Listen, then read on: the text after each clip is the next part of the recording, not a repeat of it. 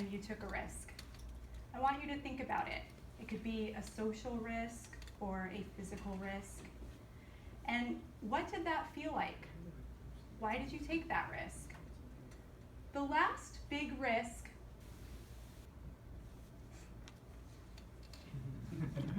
I took was coming here today.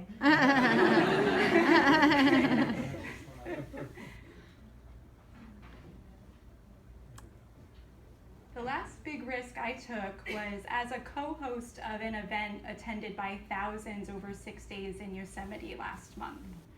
And I've recently taken physical risks with my rock climbing and risks with my art. But I'll let you in on a secret. I don't feel comfortable taking risks. I get butterflies in my stomach, my heart's in my throat, sweaty palms. Sometimes in the face of risk, I just feel numb. So why do I take risk? Well, I take risk for the possibility of the reward. Sometimes there's a huge emotional payoff. Sometimes risks pay off, but sometimes they don't. Mountaineering is the sport or activity of climbing mountains. Sounds pretty simple, but it's actually much more complex than that. You can ascend a mountain by climbing, hiking, or even skiing. And climbing can be further broken down into rock, ice, and snow. And rock climbing can be broken down into aid or big wall climbing, where you're using gear to ascend a wall, or free climbing. That's not free soloing. Free climbing is when you use your hands and feet to climb up the rock with a rope for protection. I started climbing when I was 19, and since then I've had a lot of opportunity to explore my relationship with risk and reward. Mountaineering is inherently dangerous. The weather can turn, there are avalanches, and there is rockfall. Even so, my time in the mountains has brought me incredible reward and opportunity for personal growth. The tallest mountain I've ever climbed is Bayuna Rahu in the Cordillera Blanca in Peru, coming in at 18,655 feet above sea level. The longest rock route I've climbed is the nose on our very own El Capitan in Yosemite National Park. It took me 5 days and 3 nights of sleeping on the wall. And my most challenging climb was up to De La S, or the S Formation, which is a summit in the Fitzroy Massif. We ascended De La S via a 300-meter, 45-degree snow couloir, and then 3 rope lengths of technical climbing. It took 4 days. But it wasn't always that exciting. I grew up in Connecticut, where the tallest mountain is really only a hill, Bear Mountain, standing proud at 2,300 feet. So how did I get into mountaineering coming from a state that doesn't even have any mountains? I have to add to my story here that I've always jumped at the opportunity to live abroad. Starting with Belgium for a year as an exchange student when I was 15, going to living with families in China, Argentina, and New Zealand in college. After college, teaching English in Moscow, and during law school, finishing a master's in Paris.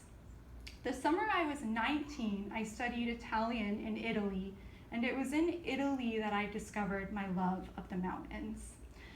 Where I was studying in Padua, there was a travel bookstore under where I took classes, and in one corner of the bookstore where there were Italian guidebooks, there were also hiking trail maps for the Dolomites. The Dolomites are a mountain chain to the west of Veneto in Italy, and in one of the maps there were photos, and I was absolutely captivated. I thought, I have to go there. I had a friend in the program who was from Colorado, and being from Colorado, I just assumed he had experience in the mountains.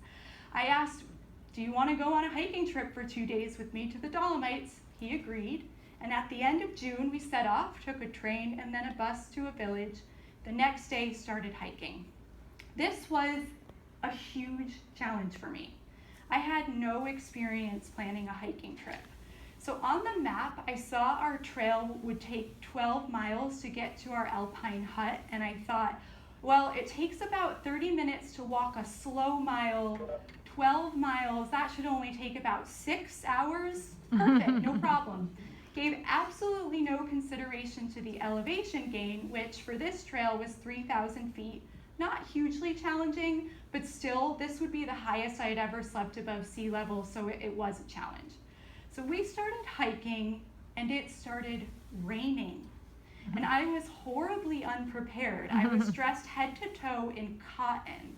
For anybody who spent time in the mountains, you might know the expression, cotton kills, because when cotton gets wet, it no longer insulates.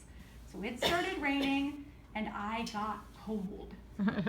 We finally made it up to our alpine plateau after 9 or 10 hours of hiking, which wasn't so bad, but they were a cold 9 or 10 hours.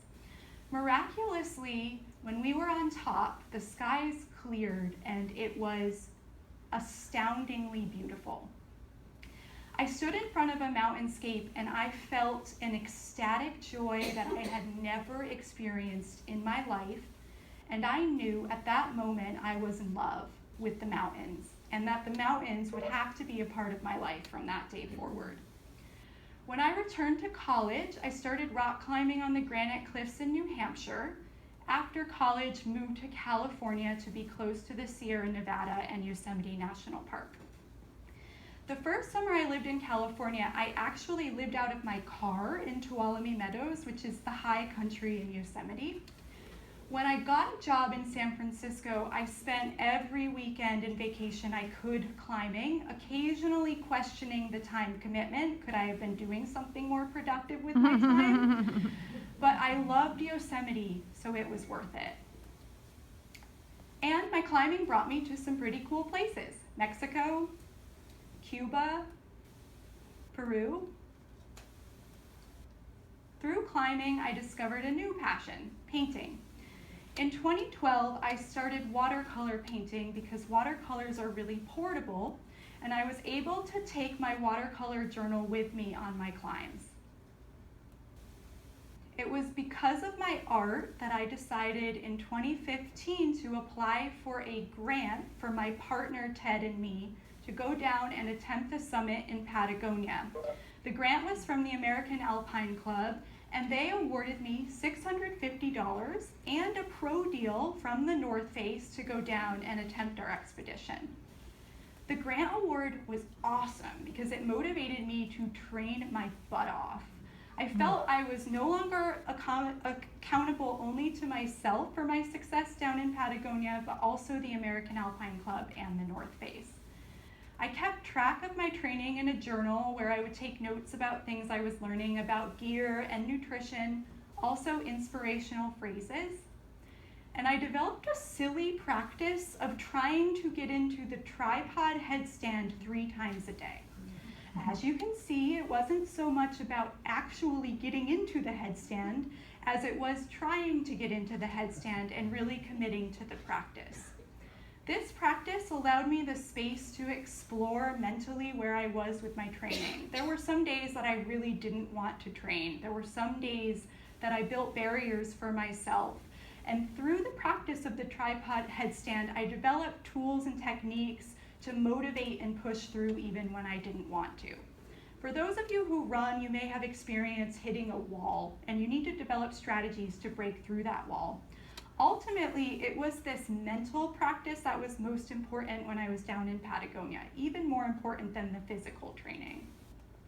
December came and we packed a whole bunch of gear, and after 3 flights and a bus ride, finally set foot down in Patagonia. In standing in front of those mountains, I felt the same ecstatic joy that I had in the Dolomites years before. All of the training, all of the logistics, even if we didn't tag our summit, it was worth it. But we did tag our summit. After 2 attempts at Guy Jemet, We ascended De La S via the Col de Austriacos, and it was quite a journey getting there. The weather in Patagonia is notoriously bad and windy, and there were moments when I was out in the wilderness absolutely terrified. A lot of our routes were covered in snow and ice, which, as California rock climbers, was not something we were used to. When the skies cleared, we did have some really beautiful moments, and the sun was actually pretty strong. On our third attempt out, we had a river crossing, and we used a technique called a Tyrolean traverse to get across the river. We then had to traverse a glacier, the Torre Glacier, which is unfortunately receding. We set up base camp at Nipanino, and then after a day of rest, moved up to a high camp. We had only brought one sleeping bag between us to save on weight on this third attempt, so it was really important where we set up our camp, where we had to be protected from the elements. On our summit day, we had the most spectacular sunrise. We went up our couloir, across a rock ridge, and then up 3 rope lengths of rock climbing to the summit. And after all that, we had to reverse every step of the way. On the way back, I was absolutely exhausted, but so fulfilled. We had tagged our summit in Patagonia. And I even got a couple paintings out of the deal. When we returned back to California, distances in the Sierra didn't seem so far, and things I felt were impossible 10 years ago are now just a random Saturday out in the backcountry. This July, I went out with a friend of mine, Trisha, and over 18 hours we hiked 24 miles, ascended 5,600 feet, and did technical climbing to ascend Miriam Peak, which you can see in the background. This is Trisha and me on the summit. I also climbed Mathis Crest, which is a technical rock traverse, a ridge off the John Muir Trail in Tuolumne. And finally, got into my tripod headstand. My trip down to Patagonia also gave me more confidence in the climbing community, and I stepped into a leadership role with the Yosemite Climbing Association as event coordinator.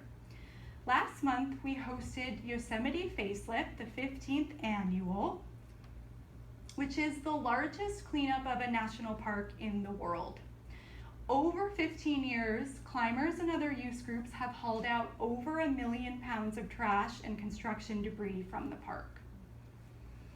In my capacity as event coordinator, I've had the opportunity to work with leaders in the outdoor industry, such as Patagonia, the North Face, and Black Diamond, and I've also hosted some pretty well-known athletes. This is Alex Honnold at the Yosemite premiere of his film Free Solo, which is actually out in theaters now. We presented the film on opening night of Facelift and had an impressive 1,000 attendees.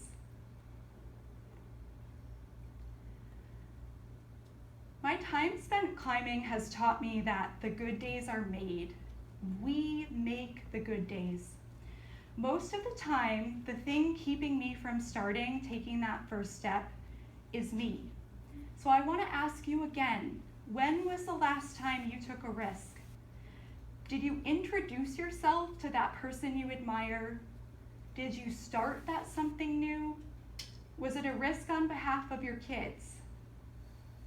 My call to action for you is to consider the rewards, consider all the places that first step might take you, and then take it. Take the risk. This was my story. Everyone here in this room has a journey, and we together on our motivational journeys can inspire each other. Next month, we have a different type of summit, our GDO summit, and my hope is that we take all of these stories that we've heard here through motivational journeys and we inspire each other. Thank you so much for your time today. I really appreciate the opportunity.